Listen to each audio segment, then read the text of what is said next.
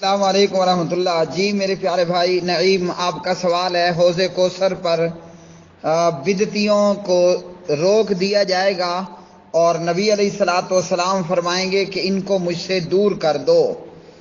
تو یہ صحیح بخاری کے اندر حدیث نمبر ہے 6583 6583، اور راوی ہیں جناب سہل بن سعد رضی اللہ تعالی عنہ، اور اسی طرح اس سے آگے کی روایت ہے 6584، اور اسی طرح اس سے آگے کی روایت ہے 6585۔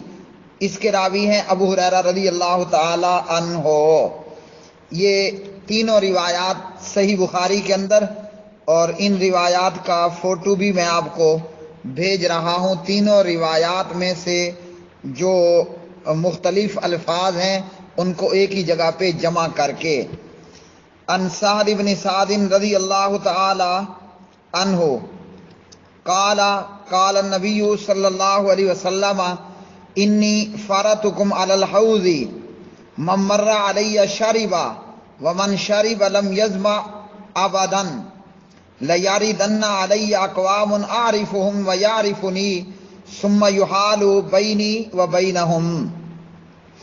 اسی طرح آگے کی روایت کے اندر ہے فاقول انہم منی فیقال انک لا تدری ما احدثوا بعدک فاقول سحقا سحقا لمن غیر بعدی۔ وقال ابن عباس رضی اللہ تعالی عنہما سحقا بعدا۔ وعن ابی ہریرہ رضی اللہ تعالی عنہ انہ کان یحدث ان رسول اللہ صلی اللہ علیہ وسلم قال یارد علی یوم القیامۃ رہط من اصحابی فیجلون عن الحوض فاقول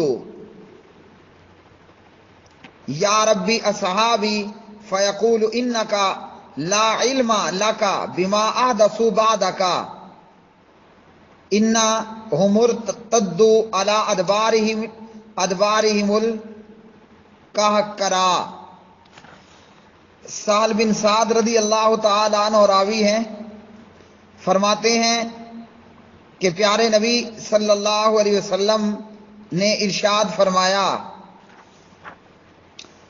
کہ میں حوض کوثر پر تمہارا پیش رو ہوں گا، یعنی میں حوض کوثر پر کھڑا ہوں گا، تو جو بھی شخص میرے پاس سے گزرے گا وہ حوض کوثر کا پانی پیے گا۔ جس نے کوثر کا پانی ایک مرتبہ پی لیا وہ پھر کبھی بھی پیاسا نہیں ہوگا۔ وہاں کچھ لوگ ایسے بھی آئیں گے کہ جنہیں میں پہچان لوں گا اور وہ مجھے پہچان لیں گے، لیکن پھر انہیں میرے سامنے سے ہٹا دیا جائے گا۔ اور اسی طرح آگے کی روایت میں ہے کہ میں کہوں گا یہ تو مجھ سے ہیں، اس کے جواب میں کہا جائے گا آپ کو معلوم نہیں کہ انہوں نے آپ کے بعد دین میں کیا نئی چیزیں ایجاد کر لی تھیں، تو میں کہوں گا دوری ہو اس شخص کے لیے جس نے میرے بعد دین میں تبدیلی کر لی تھی۔ اسی طرح نبی علیہ السلام نے فرمایا قیامت کے دن میرے ساتھیوں یعنی میری امتیوں میں سے ایک جماعت مجھ پر پیش کی جائے گی، پھر انہیں حوض کوثر سے دور کر دیا جائے گا۔ میں کہوں گا اے میرے رب یہ تو میرے ساتھی ہیں یعنی میری امتی ہیں۔ اللہ تعالیٰ فرمائے گا تجھے معلوم نہیں کہ انہوں نے تیرے بعد کیا کیا نئی نئی چیزیں گھڑ لی تھیں، بلا شبہ یہ ایڑیوں کے بل الٹے لوٹ گئے تھے۔ تو یہ وہ حدیث ہے کہ بدعتی لوگ، دین میں بدعت کرنے والے لوگ نبی علیہ الصلوۃ والسلام کے حوض کوثر سے ان کو دور ہٹا دیا جائے گا۔ اور ارباز بن ساریہ رضی اللہ تعالی عنہ کی روایت میں، جسے ابو داود نے روایت کیا، علامہ البانی رحمہ اللہ نے روایت کو صحیح کہا۔ اس روایت کے اندر ہے کہ پیارے نبی صلی اللہ علیہ وسلم نے فرمایا کہ امیر کی بات سننا اور اس کی اطاعت کرنا اور میری سنت اور میرے خلفائے راشدین کی سنت کو مضبوطی سے پکڑے رہنا اور دین میں نئے نئے کام ایجاد کرنے سے بچنا، کیونکہ ہر نیا کام گمراہی ہے۔ اور ایک اور روایت میں ہے کل ضلالۃ فی النار، ہر گمراہی جہنم کے اندر جانے والی ہے۔